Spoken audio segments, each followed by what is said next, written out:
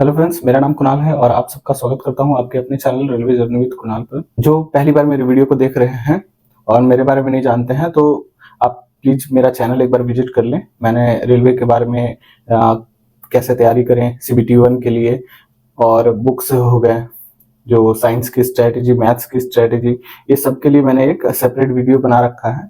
तो आप वहां जाके एक बार देख सकते हैं, उससे कुछ ना कुछ आपको हेल्प जरूर मिलेगा। तो आज का टॉपिक है आपका फॉर्म से रिलेटेड, ठीक है। तो आपने देखा होगा कि शॉर्ट नोटिस रेलवे ने जारी कर दिया है जो NTPC का है, ठीक है, graduate student and for under graduate student. तो फॉर्म तो 14 सितंबर से स्टार्ट हो जाएगा। फिर उससे पहले आपको क्या करना है, उससे पहले किन चीजों का ध्यान रखना है, कौन से आपको डॉक्यूमेंट्स चाहिए। और अभी जिन्होंने भी ALP टेक्नीशियन, RRB, JEE ये सब फॉर्म भरे हुए हैं, ठीक है, तो उनको पता होगा। लेकिन जो अभी NTPC का ही वेट कर रहे थे, NTPC फर्स्ट टाइम भरने वाले हैं, ठीक है, तो किन बातों का ध्यान रखना चाहिए फॉर्म फिलअप से पहले, ठीक है, कौन सा डॉक्यूमेंट्स आपके पास होना चाहिए, ठीक है, तो उस पे हम चर्चा करेंगे अभी, ठीक है। तो देखिए, फर्स्ट आपको बहुत सारे यूट्यूब चैनल पे डिजी लॉकर का बात चल रहा है।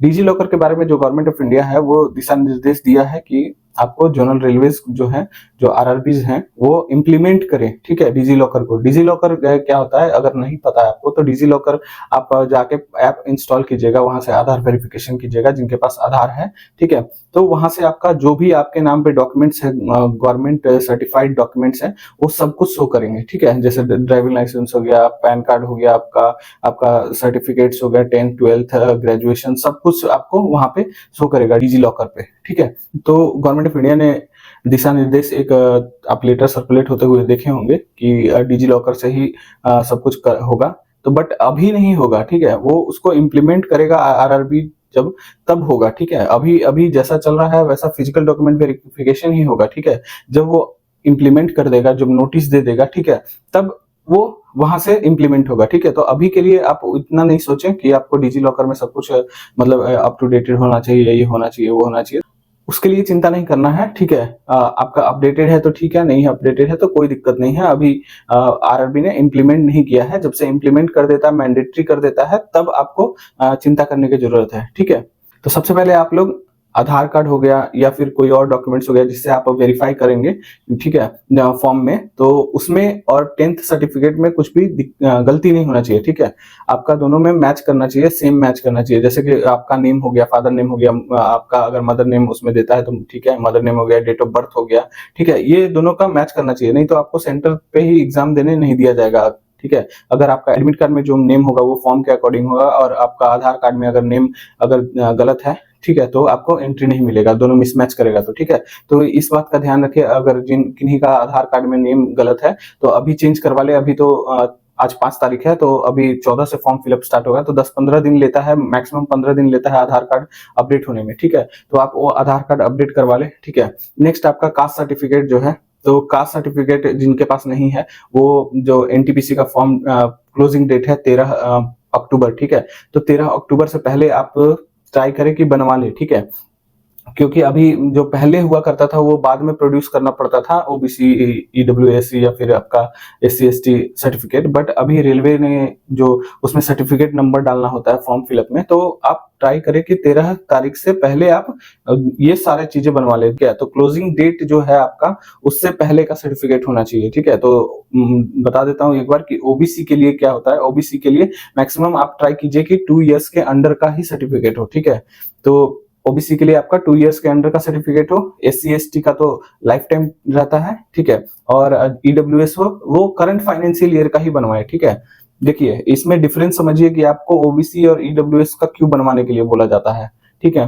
क्योंकि देखिए, SC ST को तो creamy layer, non creamy layer इसमें फॉल नहीं करते हैं, वो उनके लिए तो अलग ही है कि आपका जो भी है, आप अगर कैटेगरी SC ST है तो आपको रिजर्वेशन मिलेगा, ठीक है। लेकिन OBC और EWS में आपको क्रीमी लेयर और नॉन क्रीमी लेयर होता है, इसलिए आपको बार बार OBC सर्टिफिकेट अपडेट कराना पड़ता है। मान लीजिए कि मेरा फाइनेंशियल कंडीशन अभी मान लीजिए कि 8 लाख से नीचे है, ठीक है, और बीते अगले सालों में मेरा चेंज होके मान लीजिए मैं 8 लाख से ज्यादा कमाने लगूंगा, इसलिए वो OBC सर्टिफिकेट आपको अपडेट कराना पड़ता है, EWS सर्टिफिकेट अपडेट कराना पड़ता है, ठीक है।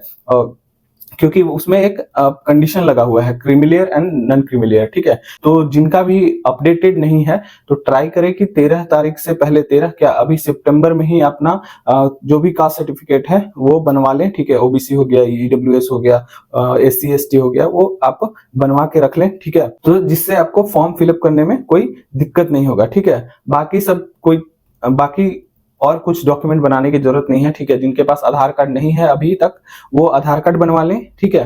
क्योंकि अभी ना सही, फ्यूचर में आपको डिजी लॉकर से वेरीफाई कराना पड़ेगा सब कुछ, मतलब सब कुछ आपको डिजी लॉकर से ही करना पड़ेगा। ट्रेनिंग से लेके, ज्वाइनिंग लेटर से लेके, आपका मेडिकल से लेके, सब कुछ डिजी लॉकर के माध्यम से ही हो जाएगा। तो आप थोड़ा सा मतलब जिनके पास आधार कार्ड नहीं है वो आधार कार्ड जाके बनवा ले। होप सो आप 99.9% लोगों के पास आधार कार्ड होगा, तो ट्राई करें कि आधार कार्ड से ही वेरीफाई कराएं। और आधार कार्ड में जो नंबर देंगे वो आप जो फॉर्म में भी वही नंबर दे दीजिए, ठीक है, जो जिससे आपको आगे चल के कोई परेशानी ना हो, ठीक है। आधार कार्ड में भी आप अपना नंबर अपडेट करवा लीजिए, ठीक है। किसी और का नंबर नहीं हो, मम्मी पापा का नंबर ना हो, ठीक है, अपना नंबर अपडेट करवाइए, ठीक है।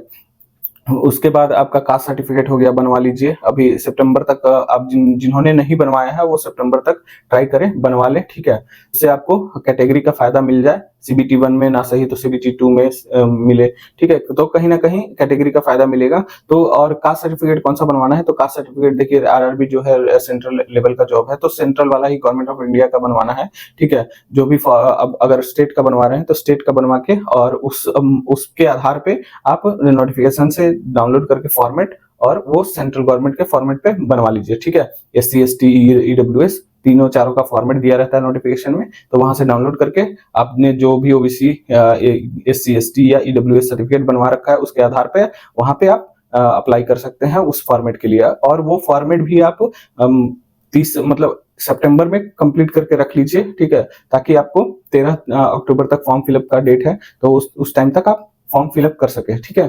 बाकी और फोटो सिग्नेचर हो गया, तो फोटो सिग्नेचर में बहुत लोग रिस्क ले लेते हैं कि मतलब खुद से एडिटिंग कर देते हैं। भाई 100-50 लगते हैं, ठीक है, क्यों ही रिस्क लेना। आराम से आप कैफे वैफे जाओ और व्हाइट बैकग्राउंड के साथ फोटो क्लिक करवा के और रख लो, ठीक है।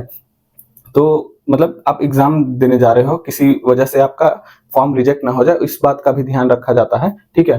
तो मेनली आपका आधार कार्ड हो गया, आधार कार्ड बनवा ले, कास्ट सर्टिफिकेट बनवा ले जल्दी से, और आपका फोटो वोटो है वो खिंचवा लें, ठीक है। यही सब इंपॉर्टेंट है, बाकी और कुछ इंपॉर्टेंट नहीं है। अगर कुछ फॉर्म में गलती भी होता है तो वो आप अभी मतलब आरआरबी जेईई वाले अगर देख रहे होंगे, तो अगर फॉर्म में कुछ गलती भी हुआ है इसके अलावा, ठीक है, तो आप बिल्कुल भी 250 वेस्ट ना करें। वही 250 आप डीबी में अगर जाएंगे, मान लीजिए कि बहुत लोग यहीं पे बाहर हो जाएंगे, तो वो वेस्ट हो जाएगा, ठीक है। अभी 250 पे करके, मॉडिफाई करके पे करना, ठीक है।